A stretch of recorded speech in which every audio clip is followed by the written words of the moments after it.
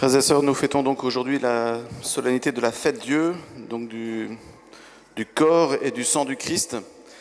Un rapide rappel historique d'où vient cette fête. Au début du XIIIe siècle, une certaine Julienne du Mont-Cornillon, en Belgique, Sainte Julienne du Mont-Cornillon, au début du XIIIe, a eu des révélations, des visions données par le Christ, où elle a vu de façon répétée une lune échancrée, coupée en deux par un bandeau noir. Pensez à une lune bien brillante, et puis au milieu, un bandeau noir qui séparait la lune en deux. Elle n'a pas compris tout de suite, et puis en discernant, et puis avec l'aide de l'Église a compris en fait que le Seigneur voulait lui dire qu'il manquait, cette lune a symbolisé l'Eucharistie, et ce bandeau noir signifiait le manque d'une célébration particulière pour honorer la présence réelle du Christ dans l'Eucharistie.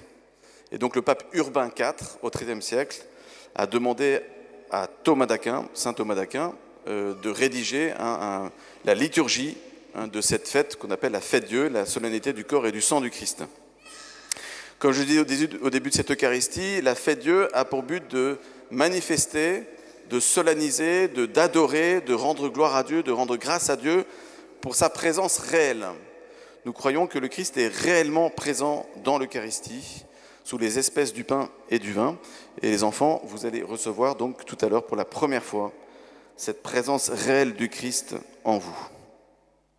L'Évangile dit que Jésus prit les 5 pains et les 2 poissons, et levant les yeux au ciel, il les bénit, les rompit et les donna à ses disciples. Il y a donc 4 verbes sur lesquels je m'arrêtais. Jésus prit les pains, il les bénit, il les rompit et les donna. Prendre, bénir, rompre et donner.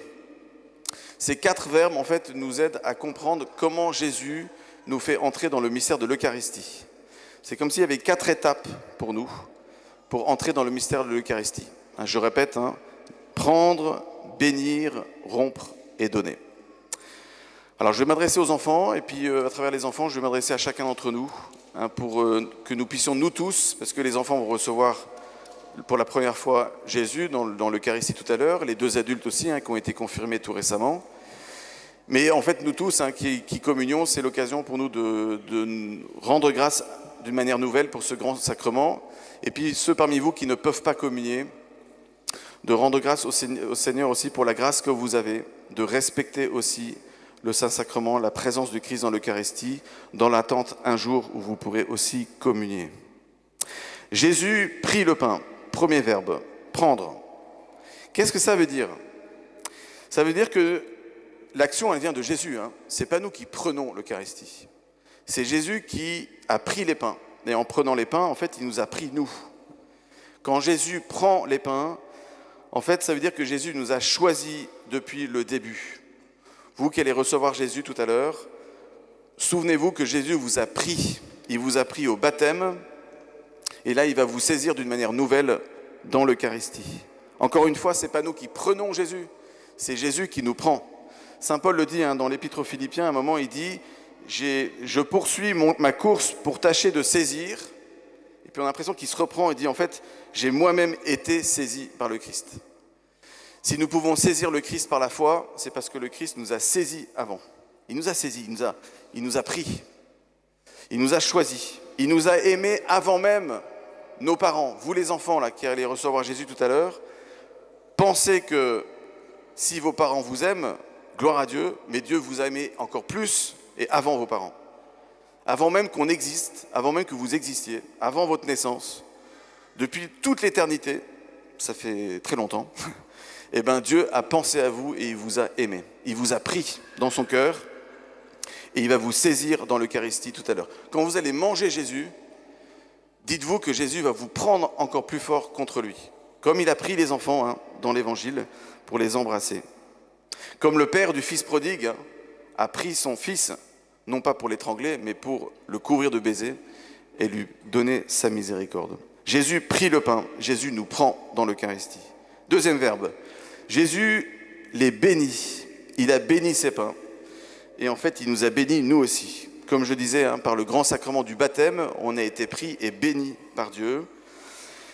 Bénir, ça veut dire quoi? Ça veut dire que Jésus donne toute sa bonté, a déversé toute sa bonté en nous. Alors, le plus grand modèle de ça, c'est la Vierge Marie.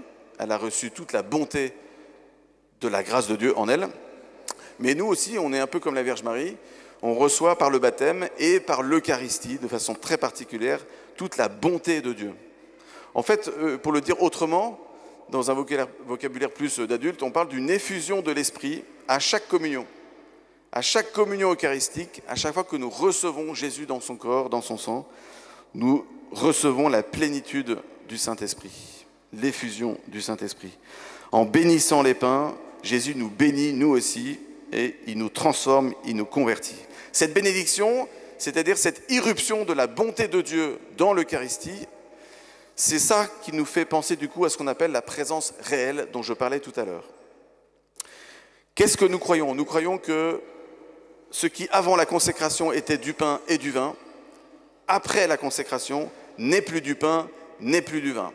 Ça ressemble à du pain, ça a le goût du pain, ça a l'odeur du vin, ça a le goût du vin, mais ce n'est plus du pain, ce n'est plus du vin.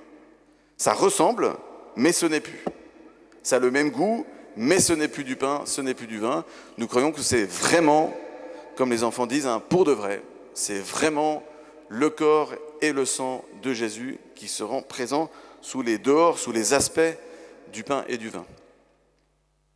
Sinon, on ne s'agenouillerait pas devant un bout de pain. On n'a jamais vu personne s'agenouiller devant une baguette de pain, même si les Français aiment beaucoup la French baguette, mais on ne s'agenouille pas devant du pain. On ne va pas regarder une baguette de pain pendant 1 heure. Ça ne m'est jamais arrivé. Si ça vous arrive, allez vous reposer.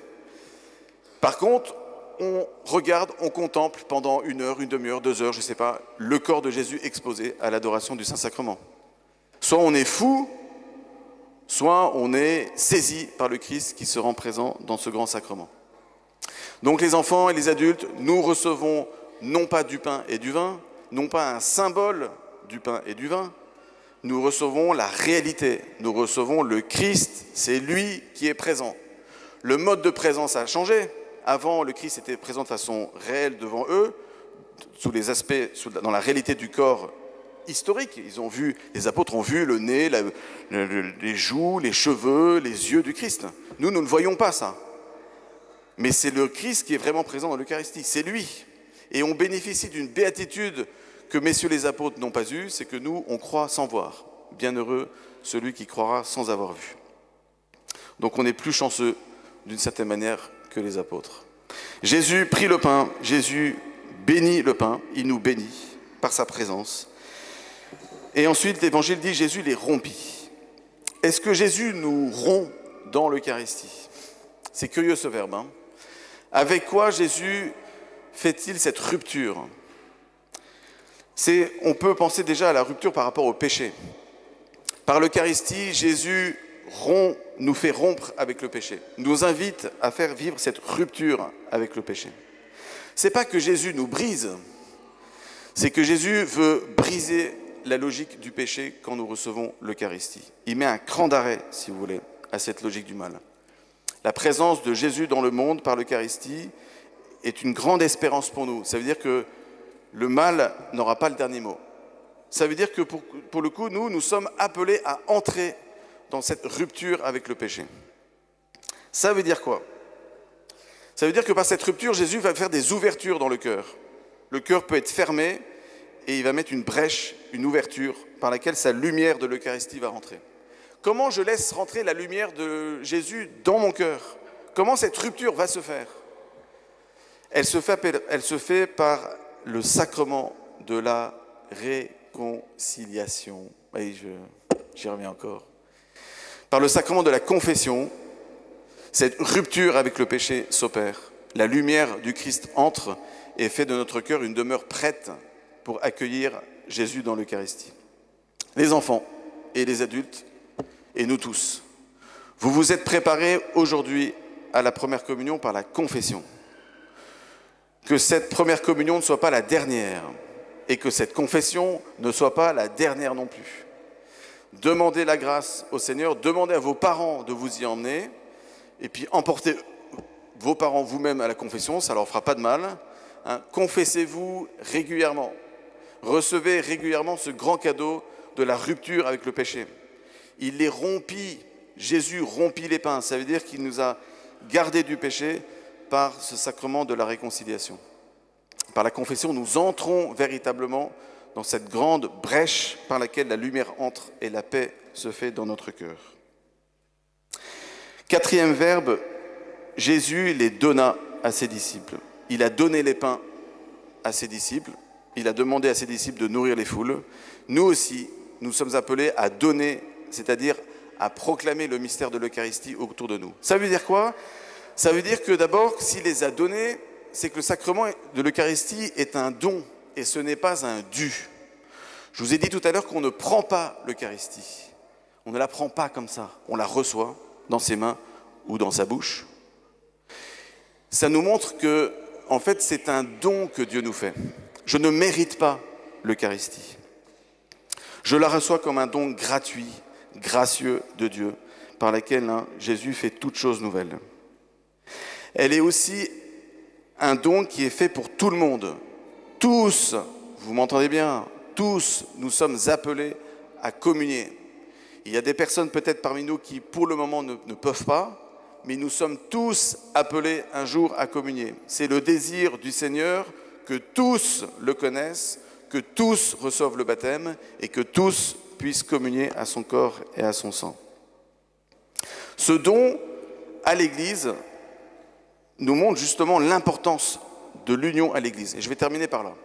Dans l'Évangile, quand vous regardez l'Évangile qu'on a entendu, il y a 3 étapes. Donc Jésus a enseigné les foules, le soir baisse, dit l'Évangile, et là, il se pose la question qu'on se poserait tous, même plutôt qu'eux, en tant que Français, c'est « on a faim, qu'allons-nous manger, qu'allons-nous boire ?» Et alors là, les apôtres se disent « non mais en fait Jésus, c'est pas possible, il y a 5000 hommes, 5000 personnes, sans compter les femmes et les enfants, donc ça fait un bon paquet de monde, on n'a que 5 pains et 2 poissons, ça va pas être possible. Nous te proposons de renvoyer chacun chez eux, chez soi. » Ça, c'est la tentation du chacun pour soi. C'est la tentation du chrétien tout seul. C'est mon Jésus et moi et mon Jésus, et je vais rentrer chez moi et je serai tout seul. Jésus n'est pas d'accord avec cette approche. L'Eucharistie est faite pour être donnée, pas pour être prise et repartir chez soi tout seul. Deuxième option du coup, les apôtres disent, on peut peut-être du coup, puisque Jésus leur dit donnez-leur vous-même à manger, ils se disent, on va peut-être faire des courses. Il devait être au moins 10 000 personnes en fait, même 15 000 avec les enfants. Bon, ils ont 5 pains, 2 poissons, il y a 12 apôtres, ils se disent, on va faire les courses. Mais oui, tout à fait, on va faire les courses. Il y a 15 000 personnes, installez-vous, vous inquiétez pas, on va vous nourrir dans 3 quarts d'heure. Bon, et là en fait, ils ont un désir qui est beau, ils ont compris qu'on ne va pas les disperser. Mais ils croient encore qu'ils vont pouvoir nourrir par eux-mêmes les foules. Ça, c'est une erreur. C'est la tentation de croire que par nos propres moyens, nos propres forces, on peut nourrir les autres. Vous voyez, les enfants, vous allez recevoir Jésus pour la première fois. C'est pas une nourriture qui vient de la terre. C'est pas un coca et un burger. C'est le corps, c'est le pain vivant venu du ciel, dit Jésus. Ça, ce pain-là, les hommes ne peuvent pas se le donner à eux-mêmes. On a besoin de quoi? On a besoin du Christ et de l'Église. On ne peut pas avoir accès à l'Eucharistie sans l'Église. Et c'est la 3e étape que vont vivre les apôtres. Ils comprennent qu'ils ne vont pas pouvoir nourrir les foules par eux-mêmes. Et là, ils se disent, on va faire ce que Jésus nous dit. Et Jésus leur dit, mettez-vous par groupe de 50. Faites-les asseoir par groupe de 50. Ça, c'est l'institution dans l'Écriture sainte de ce qu'on appelle les petits groupes. C'est l'institution des fraternités. Jésus a fondé les fraternités, les petits groupes ou les maisonnées, dans cet évangile. Il les met ensemble. Il dit aux apôtres, c'est moi qui vais vous nourrir, mais vous allez les mettre ensemble. Mettez-vous en fraternité. Ça veut dire ne restez pas seuls. C'est moi qui vais vous nourrir, donc les moyens viennent du ciel, pas de la terre. Mais par contre, vous, les apôtres, je vous demande de les mettre ensemble. Mettez-vous ensemble, ne restez pas seuls. Voilà, donc l'Eucharistie, c'est un grand don que Dieu nous fait. Il nous prend, il nous bénit, il nous fait rompre avec le péché et il nous donne ce grand cadeau pour que nous le donnions au monde, pas tout seul, toujours avec l'Église. Toujours avec l'Église. Jamais tout seul. Ce grand cadeau, il a été donné par l'Église, pour l'Église, et c'est dans l'Église que je recevrai ce grand cadeau du ciel.